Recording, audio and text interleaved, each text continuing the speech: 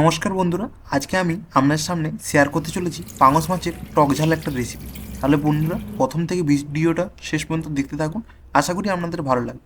আর এই রেসিপিটা গরম গরম ভাতের সাথে পরিবেশন করবেন, খুব ভালোই লাগে খেতে। সবার প্রথমে দেখতেই পাচ্ছেন মাছটাকে ভালোভাবে ধুয়ে নিয়েছি। আমি একটা পুরো সাইজের বন্ধুরা মাছ নিয়েছি, তো গোটা মাছ নিয়েছি। মাছটাকে সবার প্রথমে ধুয়ে লবণ আর হলুদ মাখিয়ে রেখে দেবো 15 থেকে 20 মিনিট মতো।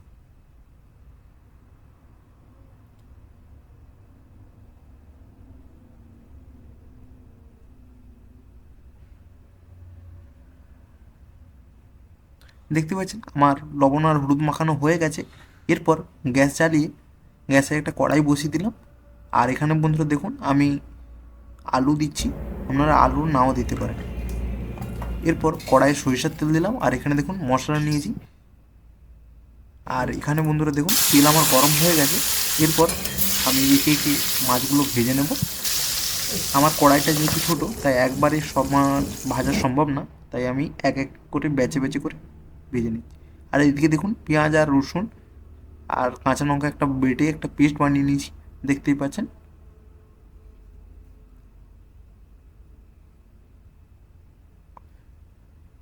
তো বন্ধুরা দেখুন আমার প্রথম ব্যাচের মাছটা পুরোপুরি ভাজা কমপ্লিট হয়ে গেছে। এরপর আমি একটা থালির ওপর এটাকে গড়িয়ে নিচ্ছি।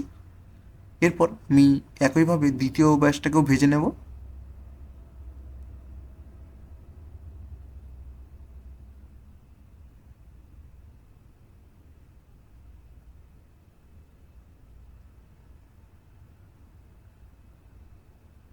তো বন্ধুরা দেখতেই পাচ্ছেন সমস্ত মাছ আমার ভাজা কমপ্লিট হয়ে গেছে।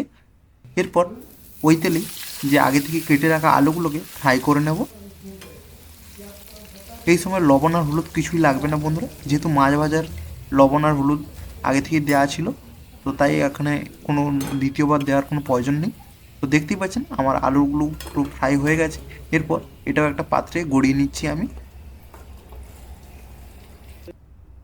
তো আমার আলুগুলো বন্ধুরা ফ্রাই হয়ে গেছে কতটা, দেখতেই পাচ্ছেন।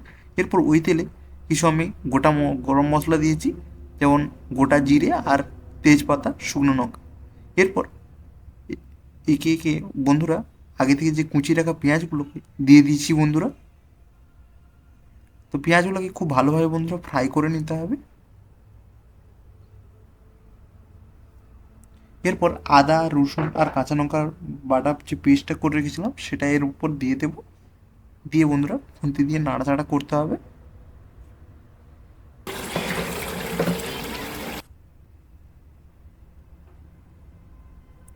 আর বন্ধুরা দেখুন এই রান্নার মূলত হচ্ছে এই তেঁতুল।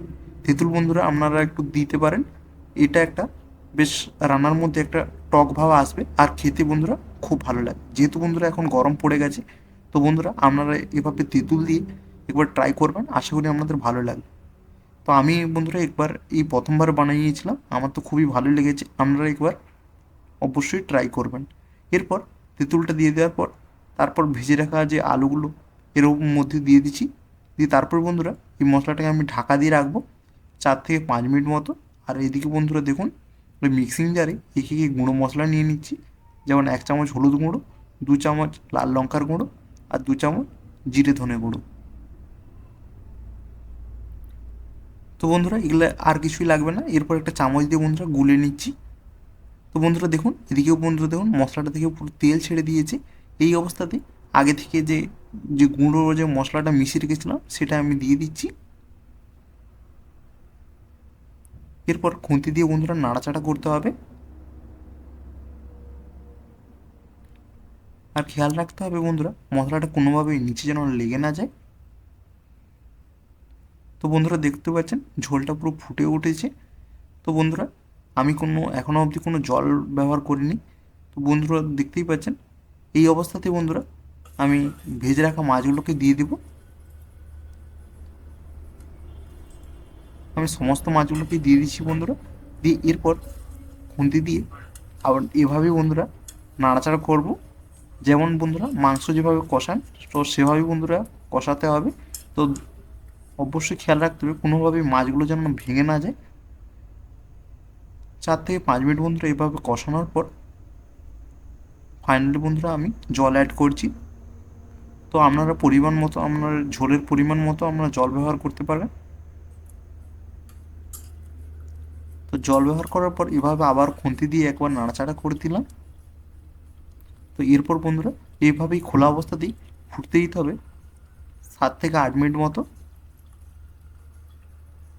দেখতেই পাচ্ছেন খুবই কম সময়ে বন্ধুরা তৈরি করে নিলাম এই পাঙাশ মাছের টক ঝাল রেসিপি। এই রেসিপিটা গরম গরম ভাতের সাথে দুপুরে পরিবেশন করতে পারেন। খেতে বন্ধুরা খুব সুস্বাদু লাগে। লাস্টে বন্ধুরা উপর থেকে কিছু আমি গরম মশলা দিয়ে দিচ্ছি, একটা দারচিনি বন্ধুরা গুঁড়ো করে দিয়ে দিচ্ছি, এতে রান্নার টেস্টটা খুব ভালো লাগে। তো বন্ধুরা দেখতেই পাচ্ছেন আজকের রেসিপিটা কেমন লাগলো অবশ্যই কমেন্ট করে জানাবেন, আর ভালো লেগে থাকলে লাইক শেয়ার করতে ভুলবেন না। দেখা হচ্ছে নতুন ভিডিও নিয়ে। ভালো থাকবেন, সুস্থ থাকবেন, ধন্যবাদ।